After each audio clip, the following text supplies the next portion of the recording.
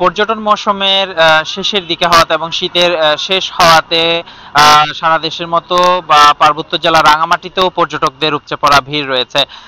গতকাল শুক্রবার স্মরণকালের সর্বোচ্চ পর্যটক আসলে সাজেকে বেড়াতে গেছেন বলে আমরা জানতে পেরেছি। এতে সাজেকে রুম এবং রিসোর্ট কটেজ খালি না পেয়ে অনেককেই রাস্তায় এবং অন্যান্য স্থানীয়দের বাসাবাড়িতে রাত্রি যাপন করতে হয়েছে বলে আমরা জানতে পেরেছি। আমরা স্থানীয় সূত্রে জানতে পেরেছি যে গতকাল সাজেকে যে প্রায় 5,000-এর মতো পর্যটক, 5 থেকে 5,500-এর মতো পর্যটক আসলে সাজেকে গিয়েছেন এবং তাদের অনেকাংশই অগ্রিম বুকিং করে না যাওয়ার কারণে সাজেকের রিসোর্ট এবং কটেজ পাননি এবং না পাওয়ার ফলে আসলে তাদের রাত কাটানোর জায়গা ছিল না। পরবর্তীতে কটেজ মালিক সমিতি অফ সাজেকের উদ্যোগে সাজেকের যে ক্লাব ঘর রয়েছে, ত্রিপুরা ক্লাব ঘর, প্রাথমিক বিদ্যালয় সহ যে স্থানীয়দের বাসাবাড়িতে আসলে তাদের জন্য থাকার ব্যবস্থা করা হয়েছে রাতে।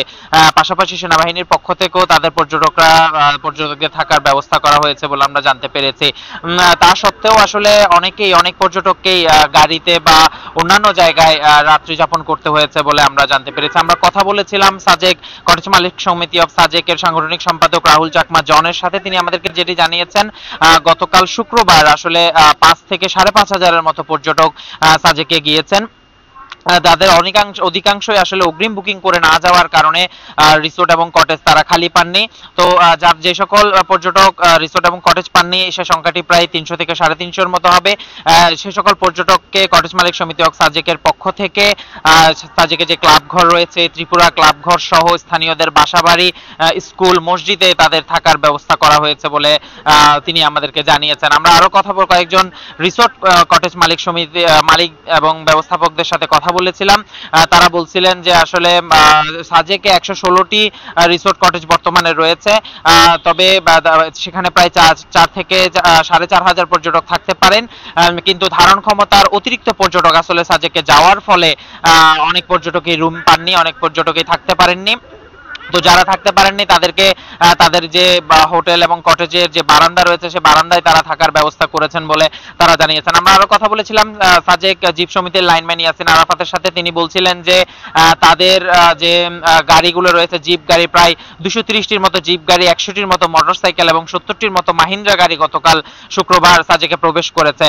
তো আসলে এত পরিমাণ পর্যটক যাওয়ার কারণে সাজেকে রুম সংকট দেখা দিয়েছিল। তো পরবর্তীতে কটেজ মালিক সমিতি অফ সাজেকের পক্ষ থেকে তাদের থাকার ব্যবস্থা করা হয়েছিল স্থানীয় বাসাবাড়িতে এবং মসজিদে। তো আজকে যে সকল পর্যটক গতকাল রুম পাননি তারা অনেকেই গতকাল ফেরত গিয়েছেন এবং যারা থেকে গিয়েছিলেন তারা আজকে চলে আসবেন বলে আমরা জানতে পেরেছি।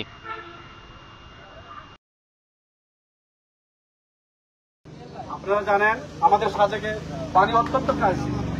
তো আপনারা যেখানে থাকবেন দয়া করে পানির চিন্তা করবেন, যে চিন্তা ভাবনা করে আমরা যেখানে ব্যবস্থা করে দিতেছি আপনারা একটু দয়া করে মেনে নিয়ে সেখানে একটি রাত কাটাবেন। আশা করি আমাদের কথাগুলো, একটা কথা আছে, মেনে নিলে শান্তি, মনে নিলে অশান্তি। কাজে আপনারা আজকের এই রাতটা মেনে নিতে হবে। আমরা যতটুকু পারি আপনাদের একটু সুব্যবস্থা করার জন্য চেষ্টা করতেছি। ধন্যবাদ ভাইরা। মাইকিং করে দিই আমরা সবাই যতটা সজাগ থাকে চুরির ব্যাপার। হ্যাঁ, যেটা মাইকিং করে দিই সবাই অনেক।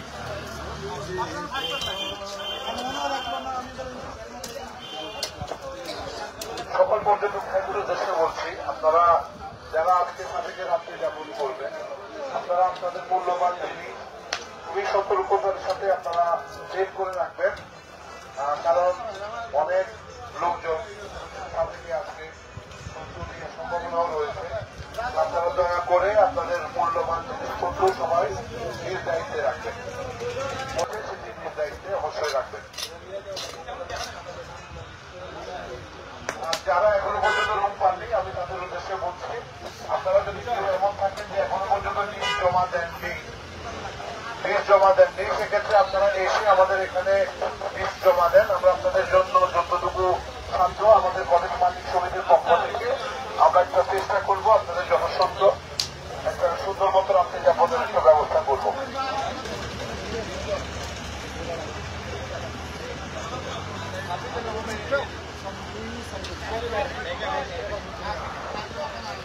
না বেশি